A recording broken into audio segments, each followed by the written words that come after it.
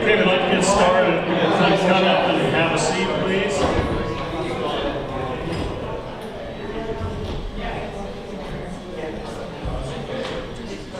It's okay, you can bring your beer on up and have a seat. Get another one.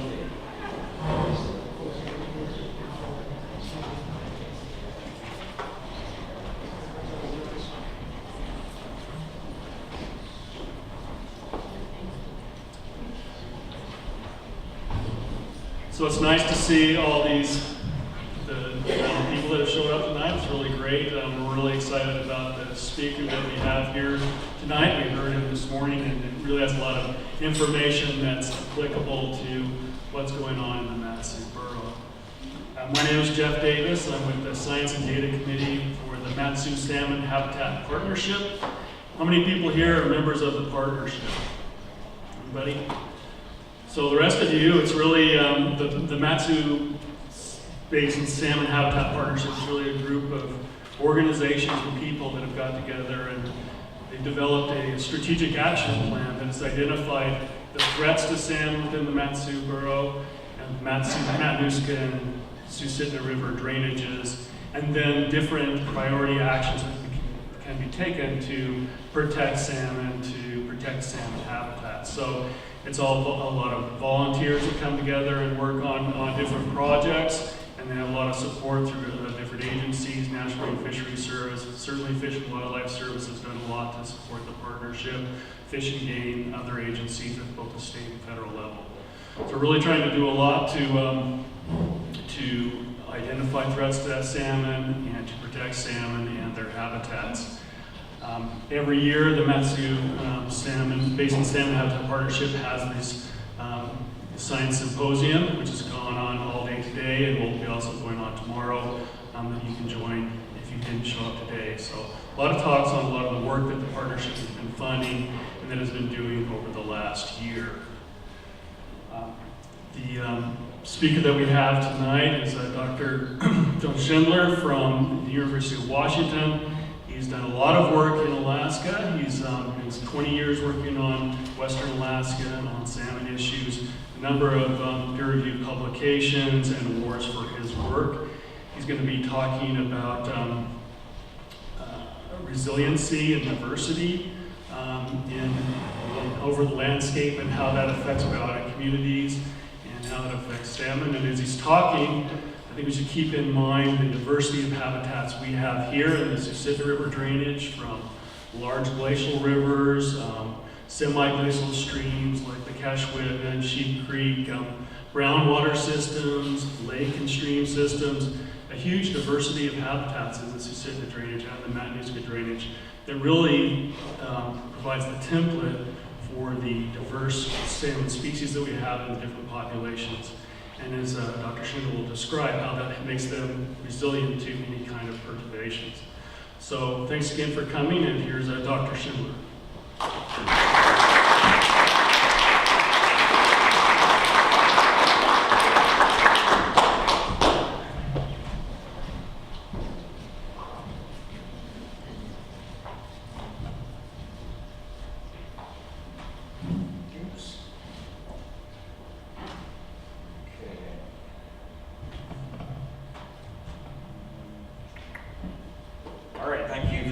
And thanks for showing up tonight. For those of you who are here this morning, you could probably leave right now, it's the same talk. The public can understand the science just as well as the scientists can, I think. Anyhow, I appreciate the opportunity to come and speak to you about some of the things we've learned about salmon stocks in Western Alaska, particularly in Bristol Bay, where I've done most of my research. And the topic that the organizers asked me to discuss tonight is this idea of resilience and how salmon stocks and watersheds make them resilient. When I use the word resilient here, really what I'm talking about is how the system of interest is producing, in this case, fish. And a system that's resilient is one that can be disturbed from some outside influence, but then maintain the services and the functions that we depend on. So in the case of salmon, In Bristol Bay, Alaska, the service of interest is producing fish that are caught in commercial sport and subsistence fisheries, but also fish serve important ecological services in the watersheds that they return to spawn in. So the question is, what makes these systems robust or resilient to changes in the environment? And the changes of interest here are really climate change and changes in fishing pressure. So here we are in Western Alaska. Bristol Bay is a unique region for lots of reasons. It was heavily glaciated during the last glaciation, and when the glaciers receded, what it left behind is an overburden of lots of gravel and a very wide diversity of different types of aquatic habitats, dominated by a series of very large lakes and then a series of short rivers that drain them. And what I'm going to talk about today is really the collective experience of the University of Washington, who's been working on these systems since the 1940s. This was before Alaska was a state. The canneries that were mostly based in the Pacific Northwest had moved up here in the late 1800s, 1890s or so, and they started hammering these salmon runs. And in the 30s, they started recognizing, the 1930s, they started recognizing that the salmon returns were substantially declining. And they were concerned that they were overharvesting these salmon populations. Because there was no state, the salmon were actually managed out of Washington, D.C., basically with no scientific understanding at all. Basically, the rule of thumb was take half the fish that return in any given year, let the other half escape to the spawning grounds. And the canneries weren't willing to accept this as being a logical way to manage these systems, so they approached the University of Washington about establishing a research program to develop scientific-based understanding of the systems that could be then used for managing. So that was 1945, 46, and we've managed to keep some long-term records of these salmon populations and of their ecosystems since then. And by total, well, it's not serendipitous, but we're in the lucky position that during this time period, Alaska has warmed as fast as any other part of the Earth, and we have records that span this period of warming. I know global climate change is a somewhat controversial subject among some groups, but we have lots of data to show that it is a reality here in Alaska, and I'm sure lots of people here have experienced it as well. Here's one example. This is the day of ice breakup on one of the study lakes. This is Lake Aleknagik. Record starting in 1950 through to last year. The orange line here is the long-term average, which is about May 28th or so. And you can see that historically, back in the 60s and 70s, often the ice broke up 1 to 2 weeks after that. And since then, it's been slowly, gradually getting earlier. There's still the occasional late year, but on average, the ice is breaking up about a week earlier than normal. If you remember, last winter was a fairly warm year, and it was a warm spring, and I haven't plotted last year's data point on here yet, but there it is. It was 2 weeks earlier than the previous record. So when you hear in the news that 2016 was a warm year globally, it really was a warm year in Alaska. So what we do know from this is that over this period of time that we've had this distinct warming trend, there's actually been an increase in the productivity of salmon populations throughout most of Western Alaska, particularly Bristol Bay. There are more salmon caught there now in the last 20 years than there were at any other time in the history of the fisheries there. So I'm going to return to this question about what makes Bristol Bay fisheries so resilient. What about the system allows a pretty repeatable number of fish to return every year, despite the fact that the climate has changed distinctly? And the way to understand this, or what's important to understand this, is the hierarchy over which habitat is structured that the fish interact with. So the fish spend about half their lives in the ocean, where there's some mixing out here, and then they return to 9 major rivers in Bristol Bay. And of course, I think most Alaskans know that salmon return to their river where they were born based on smell and various other ways of navigating. So each of these rivers is genetically distinct. And then within each river, those stocks separate out into individual populations that spawn in smaller rivers or in beaches of lakes or in tiny little streams. So in something like the Wood River system, where I spend most of my field research, there are dozens of individual distinct populations of sockeye salmon that are genetically distinct from one another. And this genetic distinctiveness is a reflection of the habitat that they are occupying. Okay, so let's look at what has made the system resilient over the last century. So here's data from Fish and Game, starting from 1960 to the present. And this is just the total number of fish that have returned to Bristol Bay rivers. Of course, these are the ones that are harvested for subsistence, and then what was the early fishing, commercial fishing fleet, and then the modern fishing fleet. And what you can see is over this time period, there is some year-to-year variation in returns, but it's been holding pretty constant at around 35 to 45 million fish a year, particularly in the last 40 years or so. The important point that I want you to take away from this figure, though, is the change in the colors. So each color is the number of fish that were caught or escaped to the river to each of the individual rivers. And what you can see is in the 60s and early 70s, all of Bristol Bay was really dominated by a single stock of salmon. These were fish returning to the Keynote River that drains Iliamna Lake. And at this point in time, both the managers and the fishing fleet believed that all of the action in Bristol Bay was in this single river.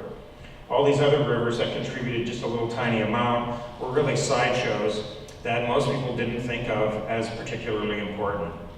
But because there was no or very little development pressure in Bristol Bay, these rivers were conserved, indirectly, because they weren't developed for any industrial purpose.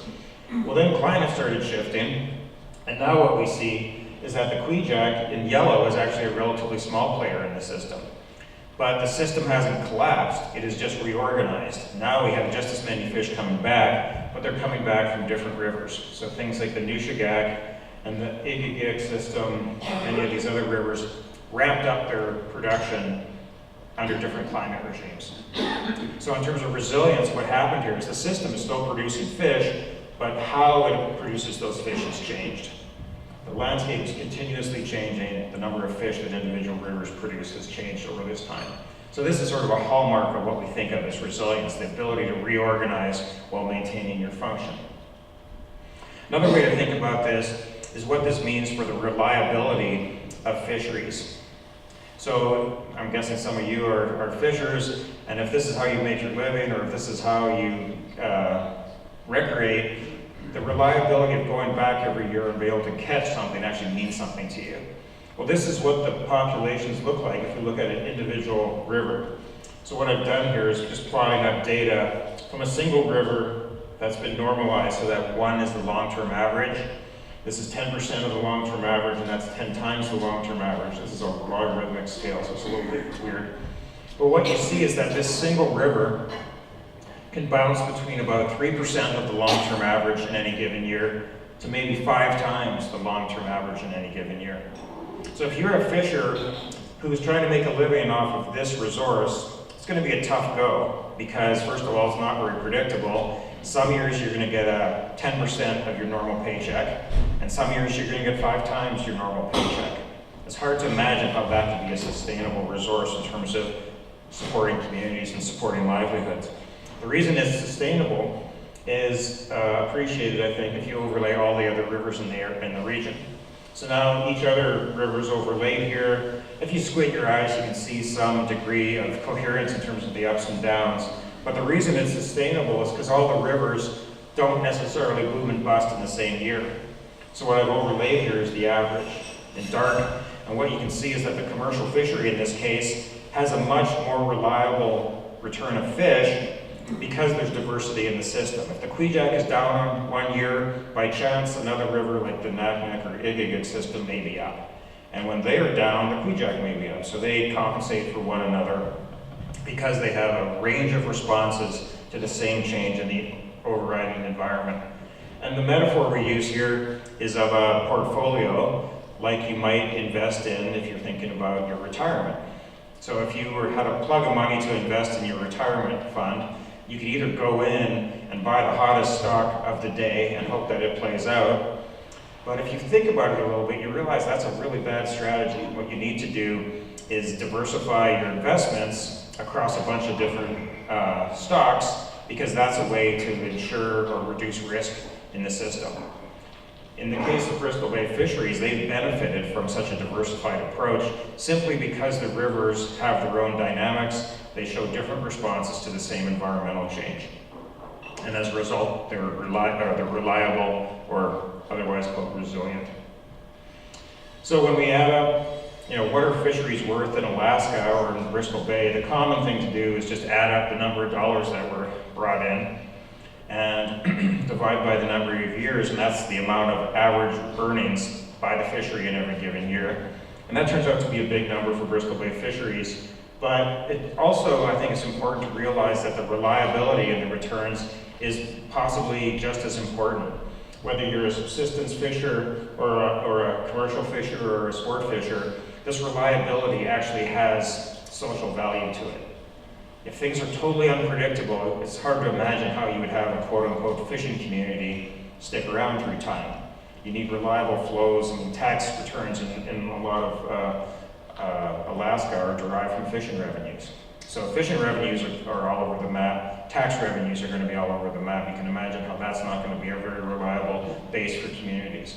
In the case of Bristol Bay Fisheries, they have been relatively stable. You still maintain fishing communities because of the complexity of the river systems that produce the fish that are exploited.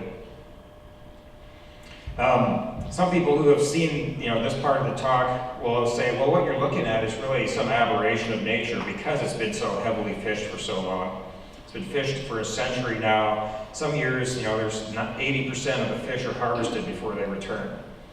The long-term average is around 50 or 60%. So these fish have been harvested heavily. They've been harvested for thousands of years, of course, by people who live in here, but the commercial fisheries really ramped it up in the 1890s. So some suggest that maybe this degree of complexity and the stabilizing effects are some aberration of the last 100 years. So we did some work where we could actually look at the historic or the prehistorical records that are captured in the ecosystems to answer this question about how variable salmon returns were and how synchronous they were among rivers, say 400, 500 years ago. And it sounds a bit like magic, and it is a bit of magic, but of course these fish are spending half their time in the ocean, half their lives in the ocean. That's where they put on almost all their growth. So they're accumulating nutrients like nitrogen, phosphorus, and carbon in the ocean. They come back to fresh waters to spawn, they die, their carcasses decompose and release all those nutrients into the lakes. And those nutrients then accumulate at the bottom of the lake.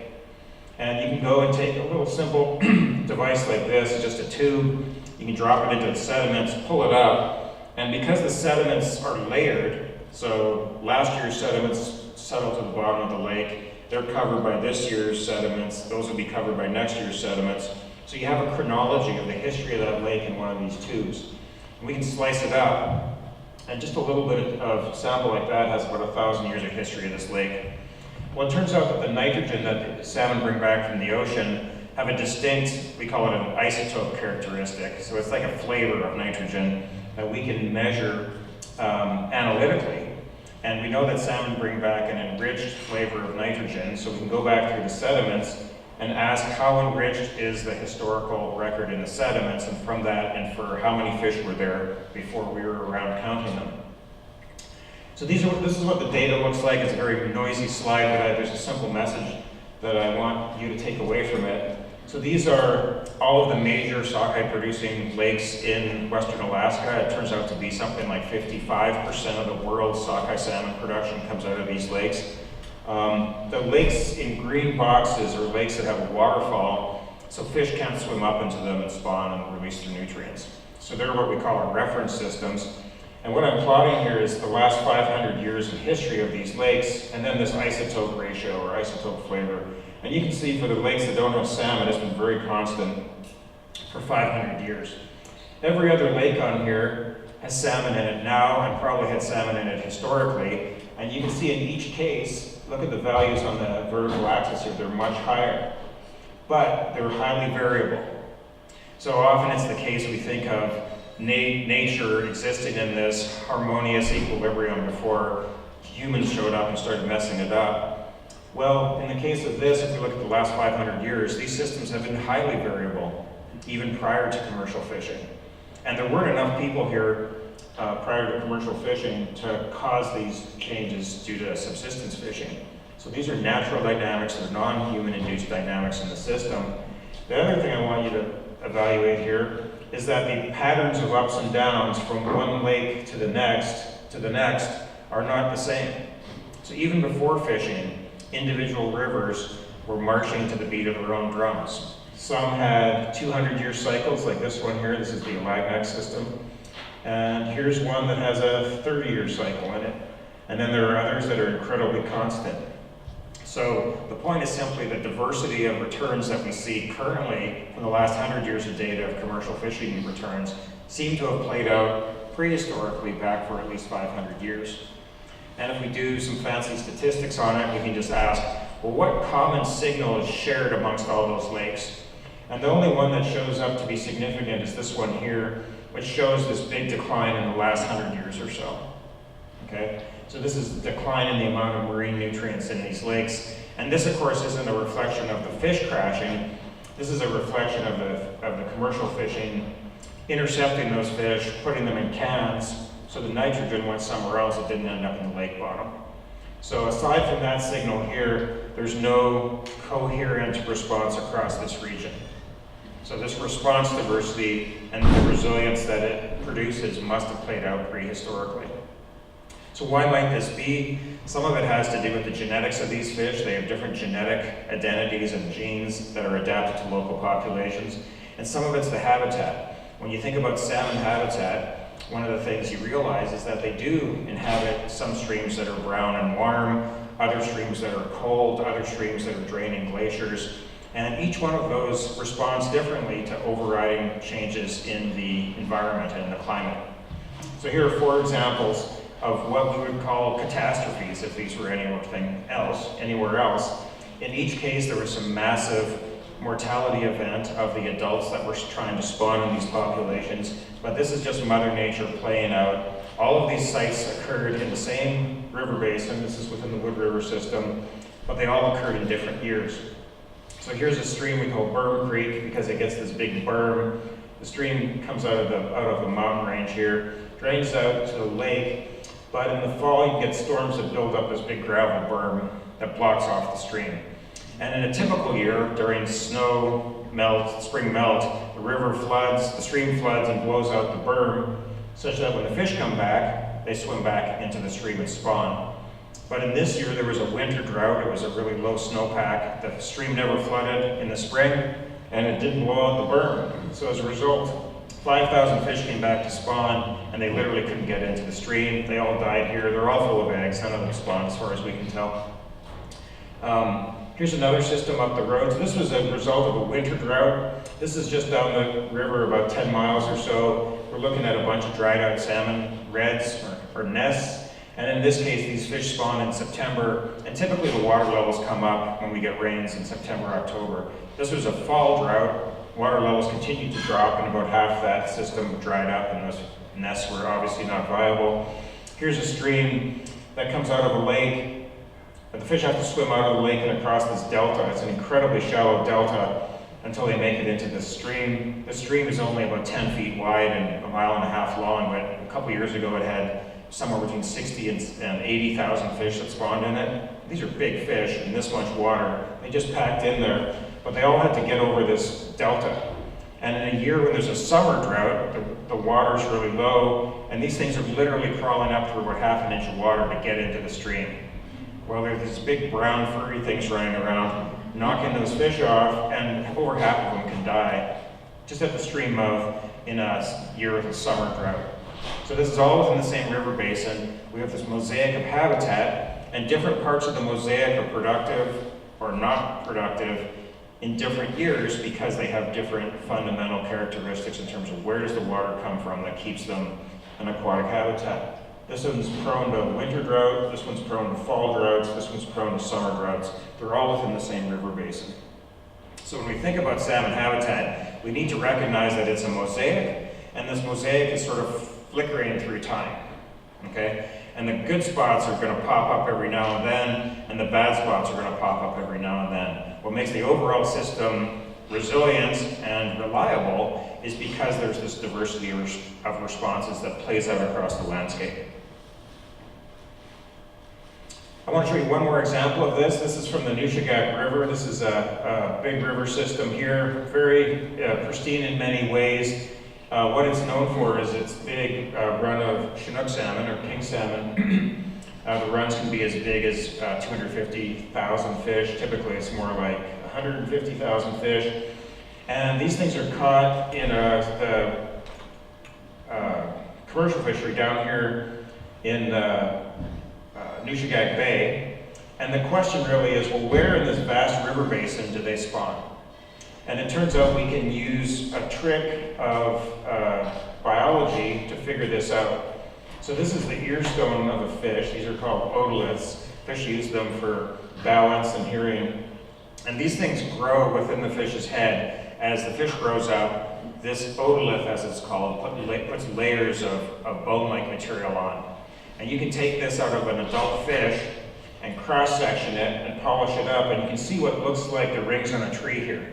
Well, these are rings that are laid down on a daily basis on this otolith over the course of the fish's life. What we can do, and this is work by Fellon and Sean Brennan, is we can take a laser and zap a little bit of material from near the core of this otolith, and then analyze the isotopes, in this case of strontium, and then map those isotopes onto the river system, because this river system has a lot of variation due to the geology of different isotope signatures across it. So we can take an individual fish that's caught in the ocean, pull its otolith out, zap it with a laser, and then from the data that comes off of that laser, put that fish on the map somewhere in terms of where it was born. So then you can add up all the fish and make a heat map like this and ask, well, what part of the river basin produced fish? So you can see this is a pretty big river. It's a couple hundred kilometers long. There's about 10,000 miles of stream in this thing. It's a big place. And in 2011, we analyzed 255 fish, and this is a heat map that produced all the fish from this system in that year. And you can see this tributary here in red. The hotter the color, the more fish that were produced. In that year, most of the fish were produced out of the king salmon river, which is this thing right here. The Mulchatna, which is the biggest part of the river, actually didn't produce many fish. It's got a much cooler color. So if you were to go to this system and ask, well, let's prioritize where we're going to put our conservation efforts, the first place you'd probably go is this tributary right here. And if you were to put something second on the priority list, you'd probably list this tributary over here, if what you're trying to do is protect the fish. So we went back and did this from fish caught in 2014, and this is what the heat map looks like. So I'm just going to zip back and forth here. And you can see that it's fluctuating back and forth from year to year. And what it's really doing is reinforcing this idea that the habitat is this mosaic of conditions. Certain parts of the mosaic are good in some years, other parts of the mosaic are good in other years. The fish have options, and what makes the system sustainable is because there's all this diversity out there in the landscape. You start nibbling away at that, and you're going to take options away from fish, and they're probably not going to be as reliable from year to year. Okay, I'm going to talk now a little bit about the same idea, but drill it into finer and finer or smaller and smaller spatial scales. So some of you are probably sport fishers, and when you think about fish habitat, like this nice rainbow, you often think about, the big pieces of water, the bigger rivers, the deeper water where you actually go and catch these big fish. When we think about critical habitat for fish, we do think about the bigger bodies of water, but we also think about all the small pieces of habitat, which are typically the areas where the juveniles grow up. And work by our group has started to look at, well, do these same ideas of a shifting habitat mosaic play out in the scales that are used by juvenile fish when they're in their first year of life or so? So if we look at an individual creek, this isn't Bear Creek, but I am going to talk about Bear Creek, and it looks a little bit like this. You have a river delta here with all sorts of old channels and new channels and tributaries coming in. Each one of these little tiny pieces of habitat has its own set of characteristic habitat features. And what's really important for fish in this part of the world is stream temperature. If it's too hot, they can't handle it. If it's too cold, they actually get chilled out to the point where they can't grow. So our guy named Johnny Armstrong did some work looking at juvenile coho salmon, or silver salmon, that spend 1 to 2 years in Bear Creek. And their primary prey are sockeye salmon, not the adults, of course. They're eating the eggs of sockeye salmon when the salmon come back to spawn. And what Johnny recognized, this is Bear Creek now, flowing out of a beaver meadow complex up here, flowing downstream, and it's relatively warm at the top. It's about 15 degrees Celsius, which is, what is that, about 60, high 50s? And it flows downstream, and at the bottom you get some cold water springs that come in and cool that water off. It turns out that the sockeye salmon spawn down here in the nice cold water that has lots of oxygen in it. The coho salmon, Johnny found only up in the warm parts, but he knew that they were eating eggs from some of the chemical signatures in their diets.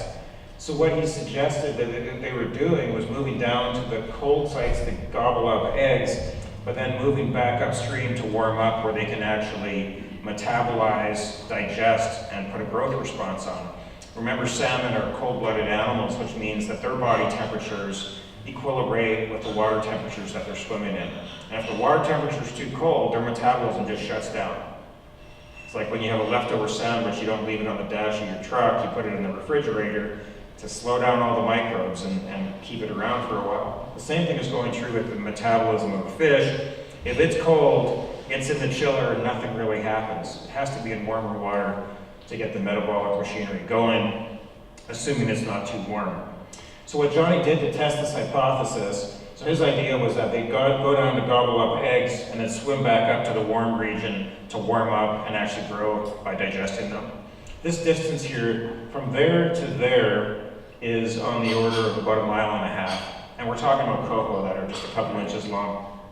So what he did was put a couple of these little antennas here. These are what are called a pit tag reader. It's just an antenna that is listening for fish that swim over it but have a tag that we've implanted in them.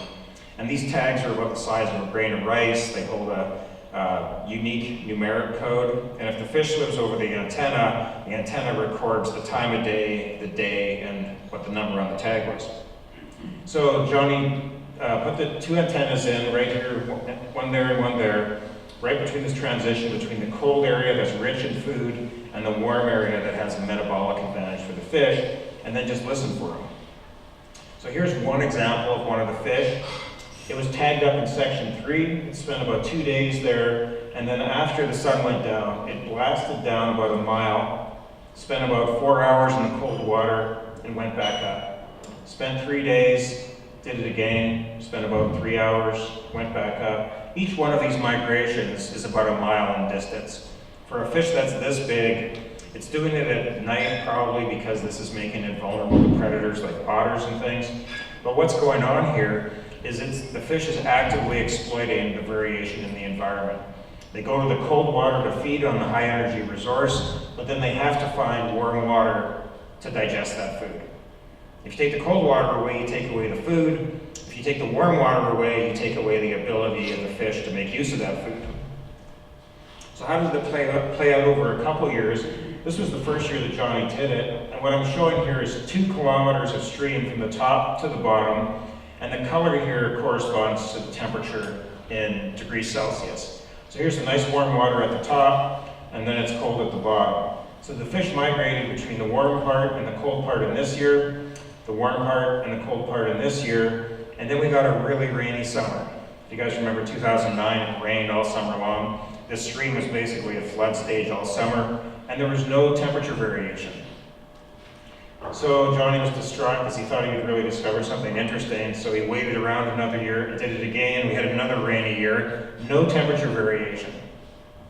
He was patient or slow or one of those things, waited a 5th year, we had another nice dry year, and again the temperature gradient showed up, and the fish were migrating back and forth. So based on the story I just told you, what you might expect is that in the 2 flood years when everything was cold, those fish didn't grow very well. Well, it turns out they grew equally well in each 5 of these years. So something weird was going on. Either I was telling you a bunch of lies or they did something that we had yet to understand. And that was the case.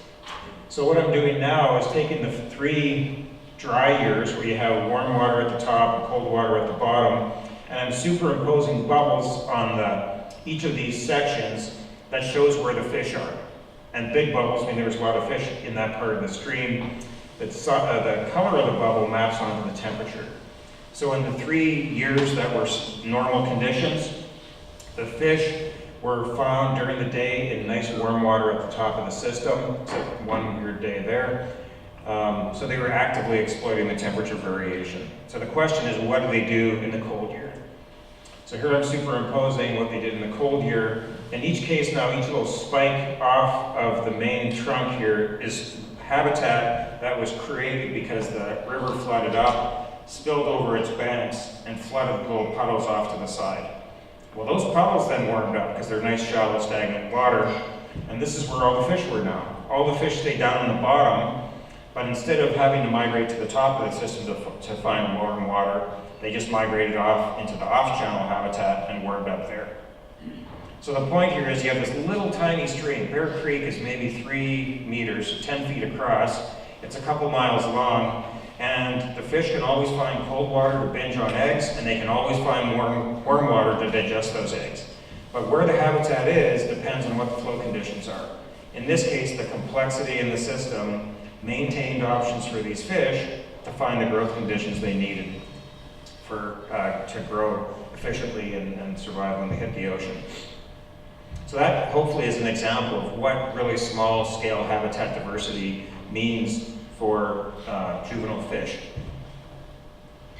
Okay, I want to finish by talking a little bit about wildlife that depend on salmon. So of course, here's some more sockeye that are coming back to spawn. It turns out that in addition to feeding lots of people, these animals also feed lots of other animals, such as bears and rainbow trout, birds, insects, you name it. And things like bears and trout in the Bristol Bay region, they're putting on somewhere between 80 and 90% of their annual growth by feeding on salmon. So most of the year, they're not really doing too much. They're getting by on eating vegetation, usually if they're bears. And in the case of fish, they're not growing much at all, except eating the occasional insect.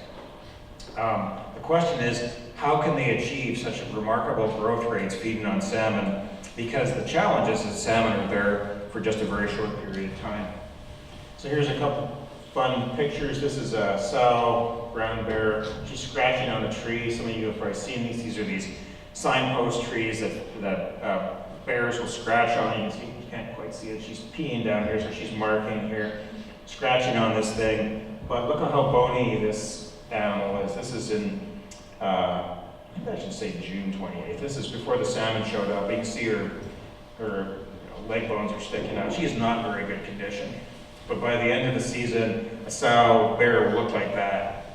So that bear is probably 300 pounds. This one's probably close to 600 pounds. And as hopefully this will work, you'll see she's very happy.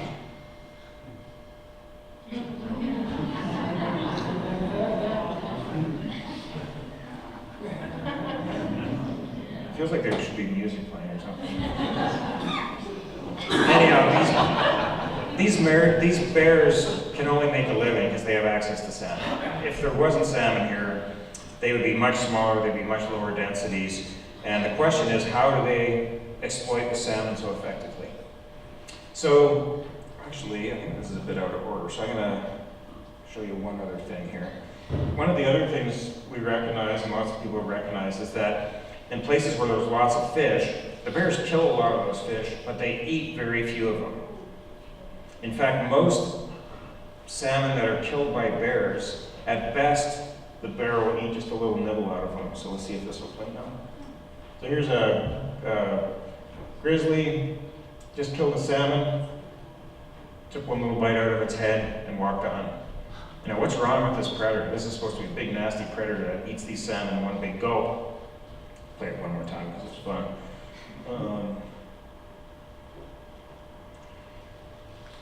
So one little bite. What they eat here is mostly the brain. The brain is a very fatty tissue. And what's going on here is the bear is hydrating.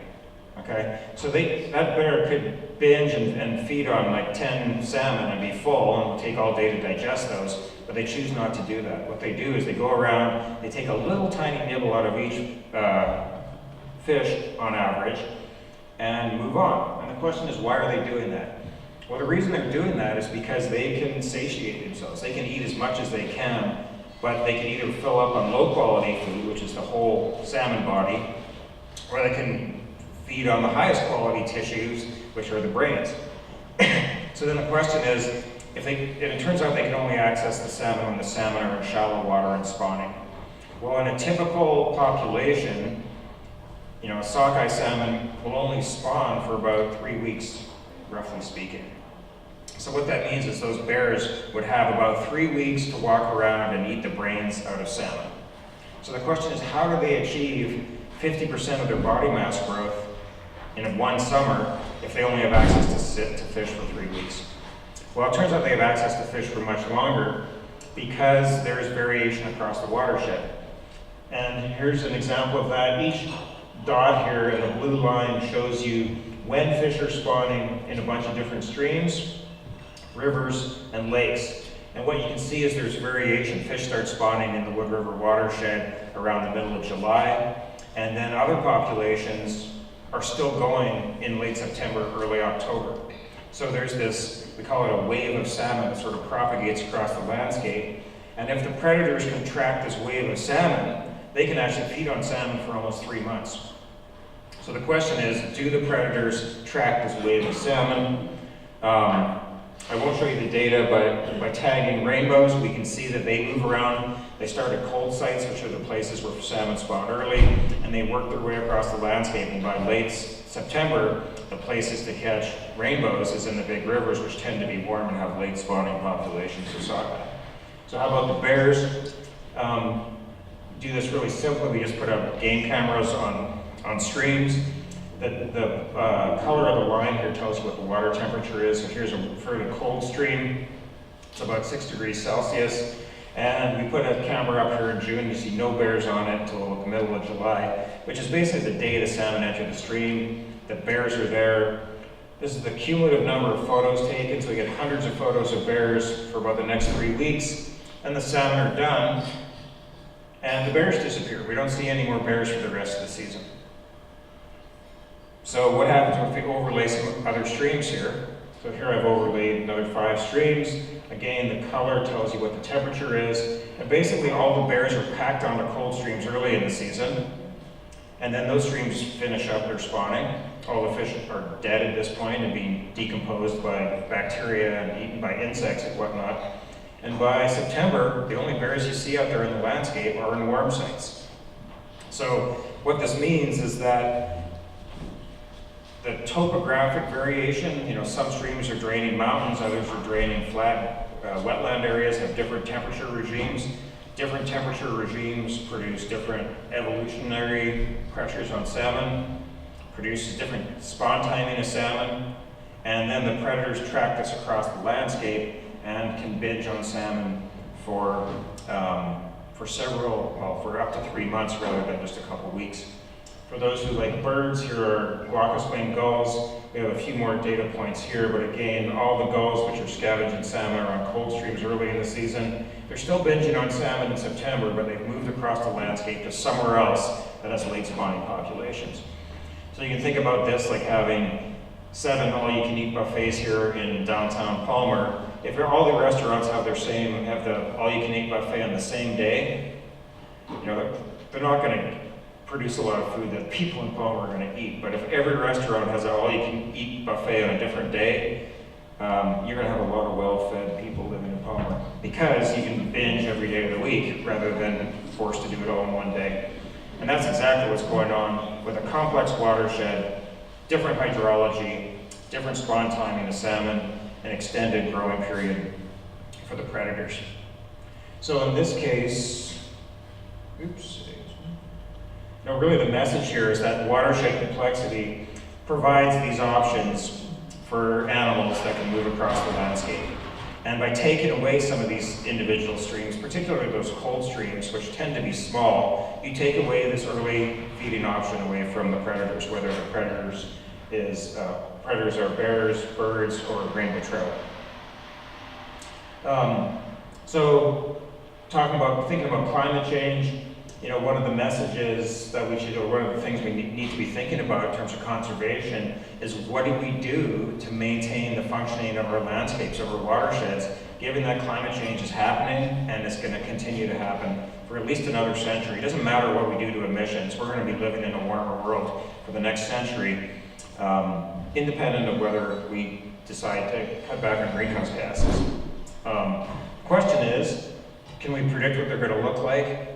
This is where science has a role to play in increasing the precision of our forecast for what the future is going to look like.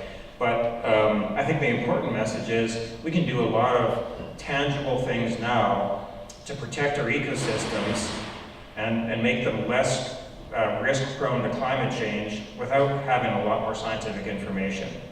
Okay, so there are things we can do now to make our ecosystems resilient to climate change. And really the message here is that keep diversity in the landscapes is one tangible thing we can do to reduce the risks of ongoing climate change. We don't need better climate models to do this. We have some good ideas about what fish habitat looks like, what hydrology does across river basins, and we can start locking up and protecting some of that diversity, which